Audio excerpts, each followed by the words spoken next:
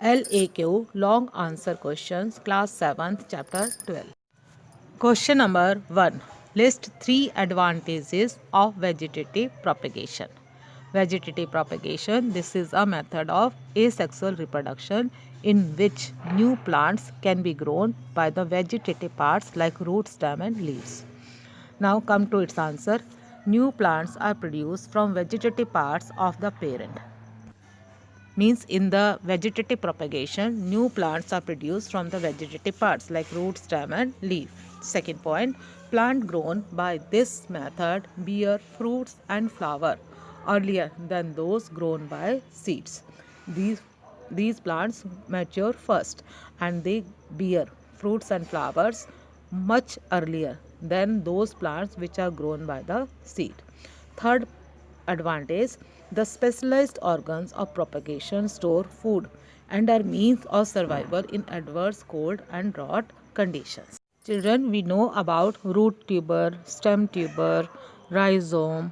Okay, so these all are the specialized organs of propagation which store food, and they are also the means of survival in adverse cold and drought conditions. Question number 2. Draw a typical bisexual flower and describe all the floral whorls.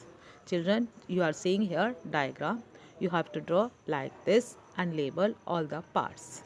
Petals, the color part is petal, the green part is sepal, and below sepal receptacle is present. And in the center, ovary is present at the bottom, style is the stalk like part, and the stigma, this is at the top. Anthers, these are attached with the style part. Okay, so you are seeing the LS of a flower, and children, you have to draw the pic like this in your notebook. Now the following are the main parts of a flower. This is in continuation of answer number 2. First is sepals.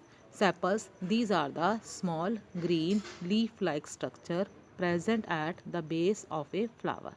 They protect the petals in the bud stage and provide support to the petals when the bud opens to form a flower.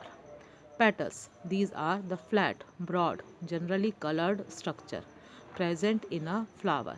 They may be one or more layers. They may be separate or joined to one another. They attract flies and insects. Now stamen, these are placed inside the petals. Stamens are the male reproductive organ of the flower, and they consist of two parts, a long thin tube-like structure called the filament and a sac-like structure attached to it at the top, that is called anther. The anther produces a yellow powdery substance, and this yellow powdery substance is called pollen. Children, you are seeing the pic of stamen. Now pistil. It is the innermost part of a flower. It is the female reproductive organ of a flower, and it consists of a top portion called the stigma, followed by a tube called style. The style ends in a thickened ovary.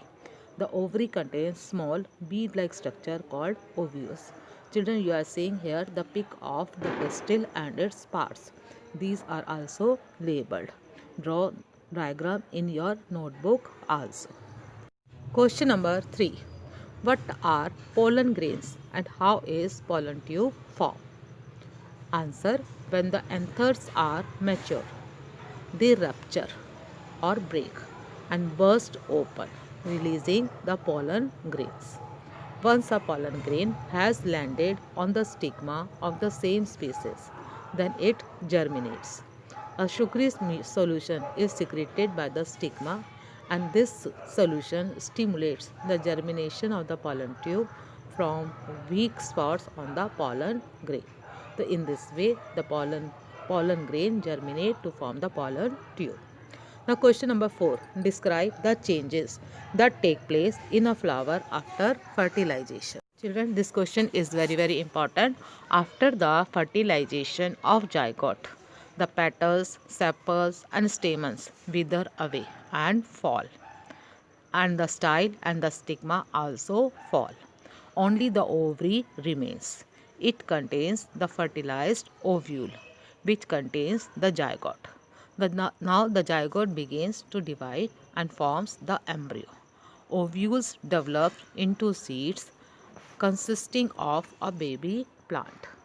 Now the last question, question 5. Explain the various modes of dispersal of seeds and fruits. You have to tell the different methods of dispersal of seeds.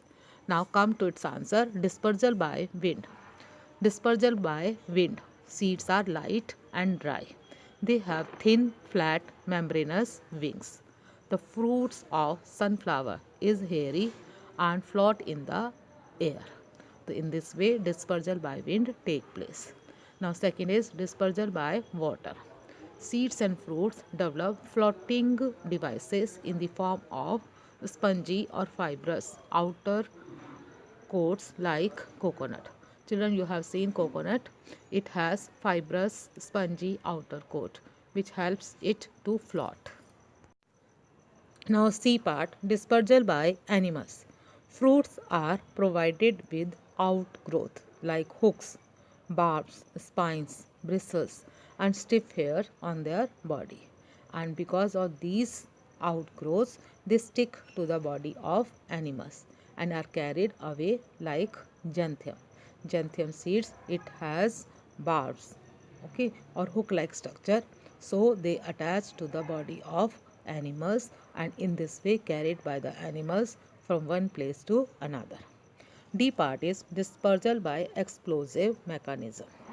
Fruits burst with a sudden jerk, and because they are bursting with a pressure, so seeds are scattered far away, like balsam and pea plant. In the pea and balsam plant, the pod burst and the seeds scattered away from the mother plant.